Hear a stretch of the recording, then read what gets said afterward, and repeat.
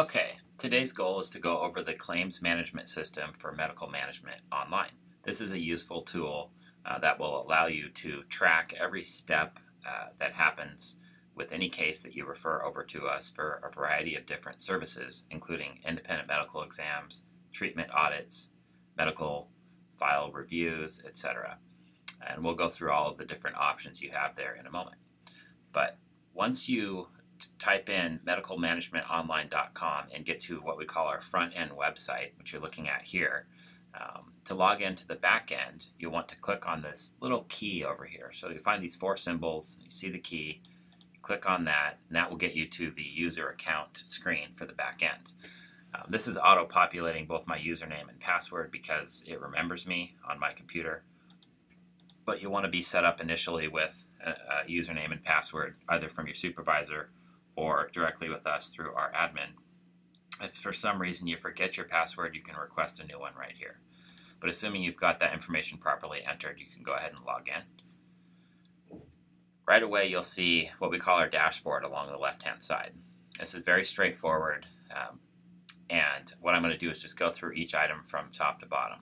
So the first thing you'll see is the calendar. If you click on the calendar, that's going to give you a view of everything that's happening in the given month. Now you can change the month here, look at prior months, etc.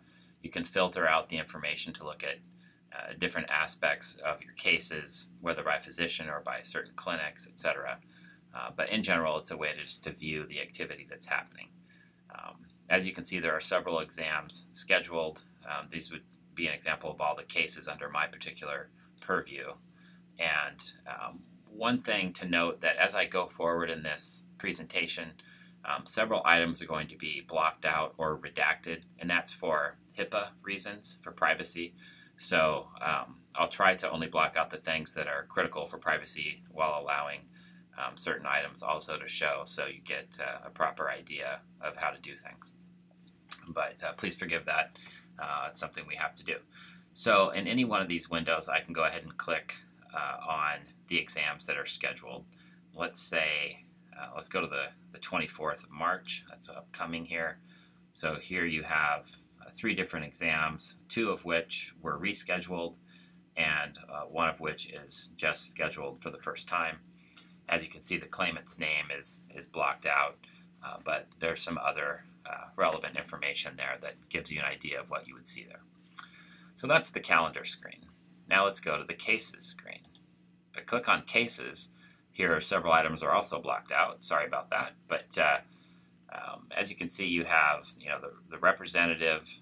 In this case, that would be you, and then the claim number, the claimant's name, referral date, the status of what's happening with it, and a way to go ahead and look at that particular case or make edits to the case information. And I'll go through step by step how to enter a new case in just a moment. But this is a good summary page just to look at all of your active cases. And in looking at that, I want to just make a note here of this middle dashboard. Any case that you refer over to us, say for an IME, is going to go through this initial process. So it'll start out as a referral and immediately will go into an unassigned location. We will be alerted that a new referral has come over, and very quickly, within a day or less, that particular referral will move into an awaiting scheduling position. That's kind of the first step in the process where we begin to work on that referral and get it moving through our system. And then just on down the line, awaiting letter, awaiting records, which you will be tasked with uploading, or it will be records that you ended up emailing to us or what have you that we'll upload. And I'll go through how to upload records in just a moment as well. File preparation, awaiting summary, file to physician, awaiting dictation, awaiting transcription, quality assurance, the physician review and sign off, and then finally awaiting billing. Any one of these particular areas can be clicked upon so that you could at any moment see which of your cases are in this particular area or step in the process. So for example, there's 3 files waiting for preparation right here. So let's click on that. It's going to give you, again, the representative, which is always going to be you, the claim number, the claimant, referral date, the status, etc. and it's just another way to look at the cases that are under your management. So with that said, let's move into service request. This is what you would do to enter in a new case to create a new referral. So if you click on that, then you see the word case here. So you can either click on that case or this case right here. Both have the same effect. Immediately you're going to be asked to talk about or to select what type of service you are requesting. It defaults to independent medical examination, or IME, but there's a number of different audits here, including treatment audit, medical peer review, billing and coding review, an addendum for an IME, another type of addendum, case chronology, kind of open-ended other services, and testimony. So let's just pretend that we're doing referring a case over for an IME. Also, if you click this box, it says notify me via email when someone posts comments for this case. That's useful, particularly if it's a case you wanted to keep a close eye on. You can certainly log in at any time and see what's happening with the referral and the case via this screen, but this just gives you an extra bit of information coming to you if it's a case that you're wanting to be made aware of every step as it happens. But that said, you would then go to continue. And now this is the new case information screen. Every cell that is marked in red is a required cell or field that must be filled out. Anything in black doesn't have to be filled out, with the exception of specialties at the bottom. I'll talk about that in a second.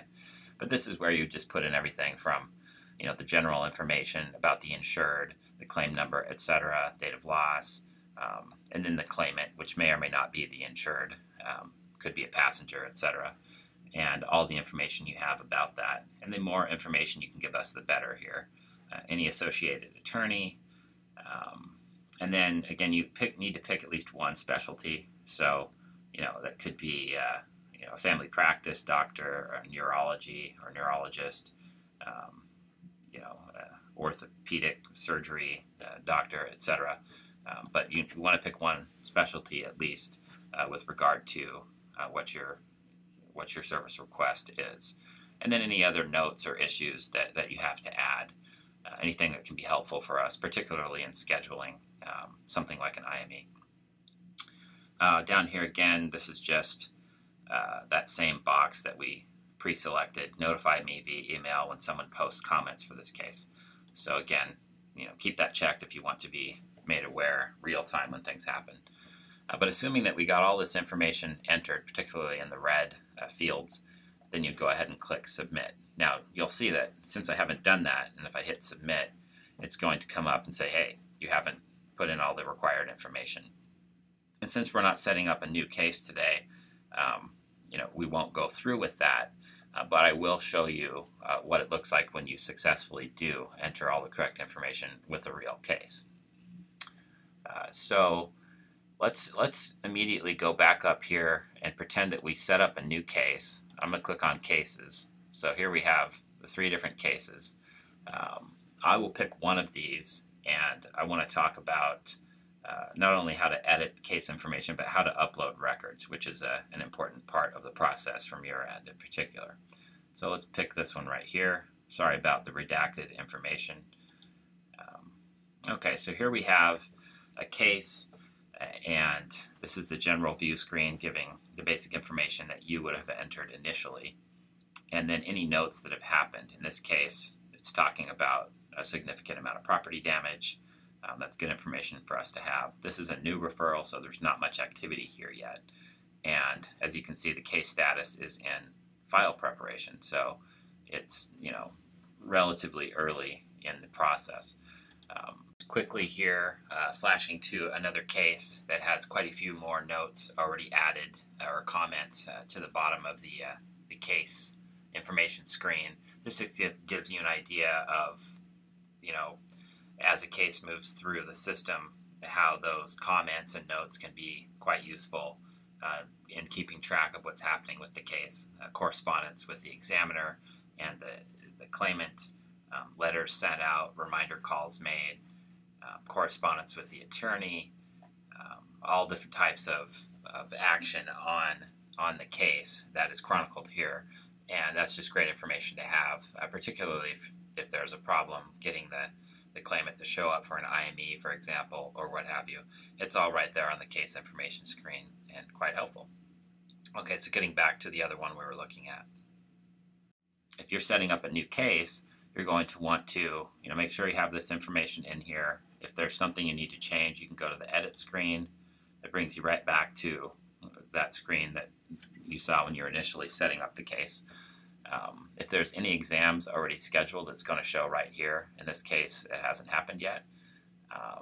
And then the documents screen right here is where you would not only see the documents that have already been uploaded, but also this is where you upload documents. So let's assume you haven't uploaded any documents for a moment, and you were going to do that. So we'd click on that tab. This would get us to the Upload Documents screen. This screen is very straightforward to use. The first thing you would do for uploading records is you select what type of thing you're uploading. So let's assume it's just records. So you could select that. That's fine. It's not terribly important that you're exact in what you're classifying the upload as. We will know that it's some kind of record or file associated with that particular case simply because you are inside of that case when you're in this screen. So don't worry too much about that. The next is Choose File. That's going to allow you to go to your computer and pick the appropriate records for upload. A couple of notes about this. Number one, it can only be up to 20 megabytes in size as a single upload.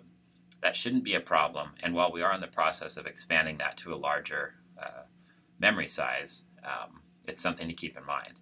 And then number two, we recommend that you upload files in a zip file format.